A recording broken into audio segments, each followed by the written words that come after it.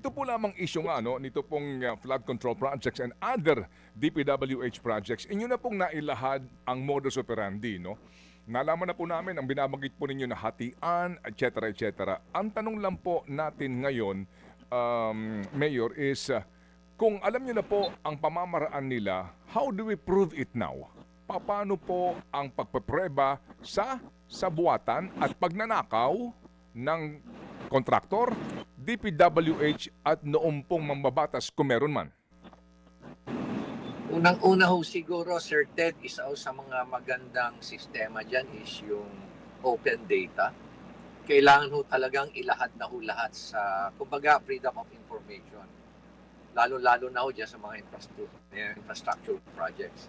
Kailangan ho, meron ho mga digital application ngayon na dinedevelop para ho talagang anytime pwede ho i-access lahat ng detalye sa isang project.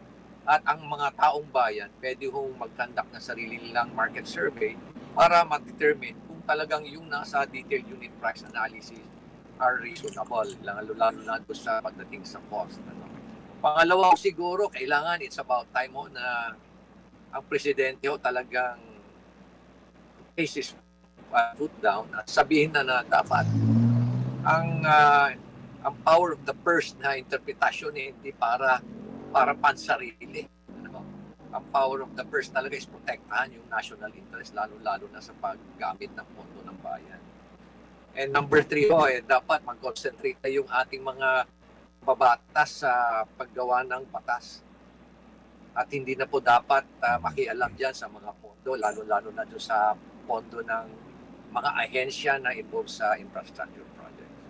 Okay, sige po. Pero again, pagpunta po doon sa aking pong katanungan, kasi nga, alam nyo, matapos nga pong maglahad ng mga leads, paunang leads ng Presidente sa kanya pong presentation ito hong Monday, and sa inyo pong paglalahad ng mga informasyon kung paano nga kumikita ang iba dito, ang iba po kasi ay nagsasabi nga na dito ba may makukulong? Dito ba may mapaparusahan? Sa puntong yon, Mayor, gaano ba kahirap yung gawin? Sa usapin po talaga ng pagpapatunay na totoo pong may ginawang katiwalian yung taga-DPWH, yung kontraktor, at paano mo nga maiuugnay yan sa mambabatas? Okay. Sir Ted, I'm really sorry I was not able to directly reply to your question kanina. Unang-una, kailangan ho talaga ng investigasyon. Hindi ho pwedeng ang nag-iimbestiga Kamara. Hindi rin ho pwedeng nag-iimbestiga yung mga Regional Project Monitoring Office kasi wala naman silang investigative capability. Ang pinaka-challenging kasi dyan is makakuha ng mga ebidensya. Just like what we did during the NIA, na rin ho. Makikita mo talaga sa ebidensya, meron ho talagang paper trail yan eh. And at the same time, pag na-pressure na ho itong mga contractors at itong DPWH personnel, na bakit sila lang ang makukulong.